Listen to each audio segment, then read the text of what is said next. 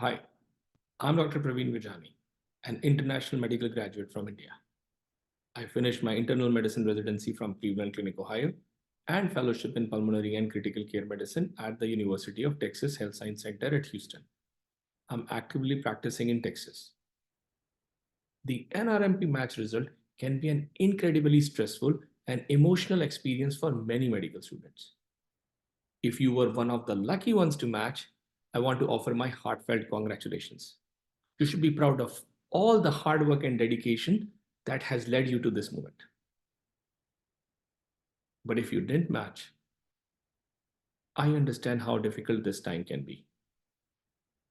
It's okay to feel angry, sad, scared, or disappointed. It's understandable that you may be feeling like this phase will never end. You may be wondering how to move forward from here. I want you to know that you are not alone. I'm here to offer my support and encouragement. The residency match is a competitive process, and it's not a reflection of your worth as a person or as a physician. It's important to take the time to process your feelings and emotions. So take a deep breath, be kind to yourself, and know that there are people who care about you, like your parents, siblings, partner, and teachers who want to see you succeed. Let's sit and discuss what happened during the match in 2024. I understand it can be frustrating when things don't go as planned. It's important to remember that trying to do the same thing over and over again won't necessarily lead to a different outcome.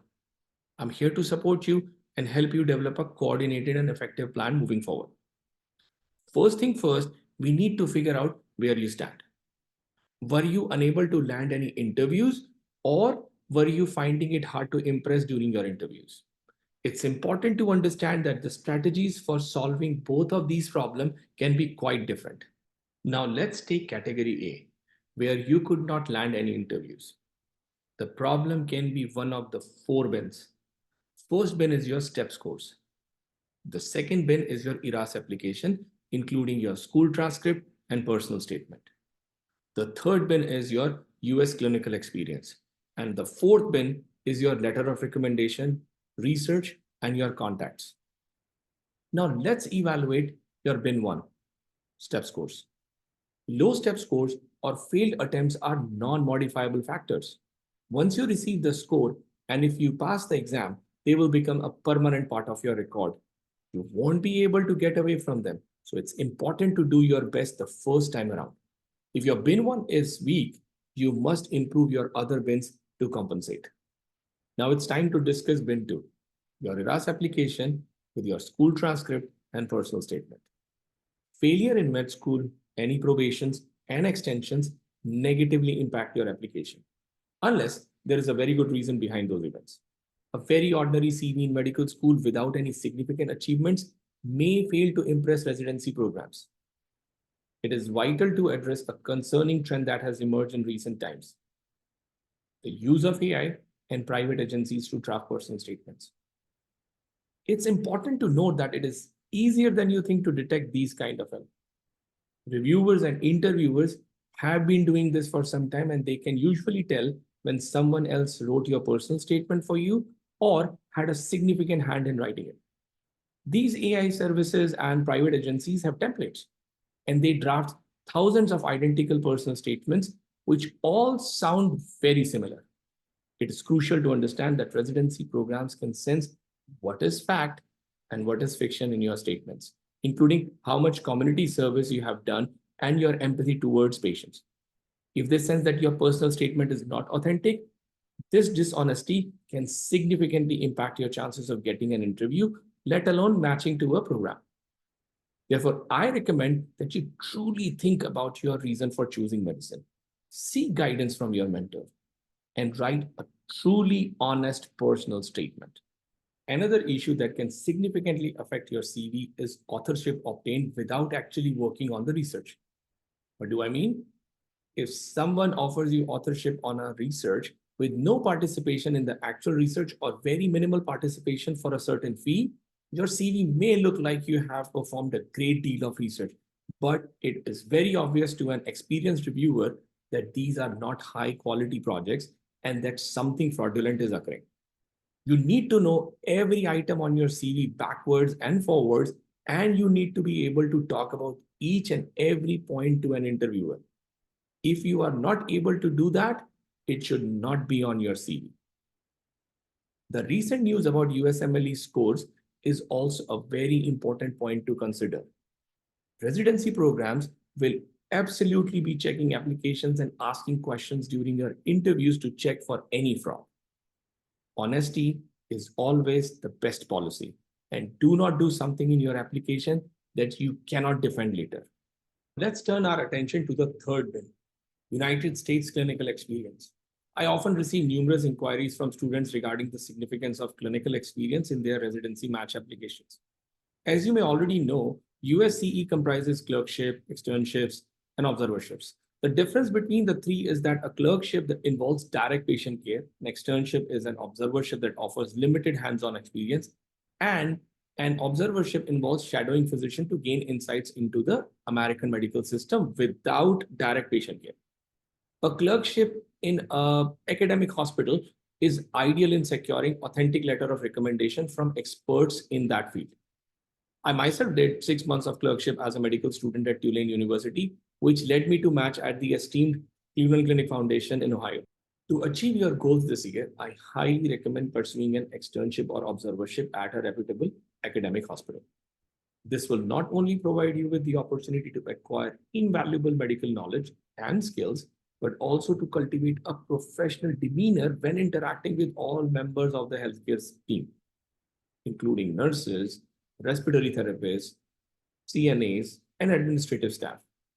It's important that you embrace the new culture and become an integral part of it. The US clinical rotation serves not only to showcase your intelligence, but also to enhance your ability to work well with a team and improve your personality. It's not just about being knowledgeable, but also having the right attitude and approach. If you acquire these traits, you will be selected and succeed in this field. Remember, you are entering a melting pot of cultures. And if you are not friendly or open to different cultures, then the US system may not be the best fit for you. Let's talk about the most important factor that can make or break your residency application. The fourth bit, the letter of recommendation. It's crucial to understand that letter of recommendation that are obtained after payments or templated letter of recommendations from agencies will never be as high quality or authentic as letter of recommendation that were genuinely obtained after a solid rotation. Programs are aware of these activities, and a generic LOR that appears to be from a template will hurt you more than help you. Therefore, it is essential to have a highly personalized letter of recommendation that reflects your true character and aligns with your application. Your LOR serve as your introduction to the program. And if it contradicts your application or your interview, the program will know it's a lie. Furthermore, the pedigree of your letter writer plays a significant role. It's crucial to research and understand the CV of your letter writer, especially the places where they have completed their residency and fellowship. LOR should come from a reputable attending and contain detailed personalized information about your candidacy.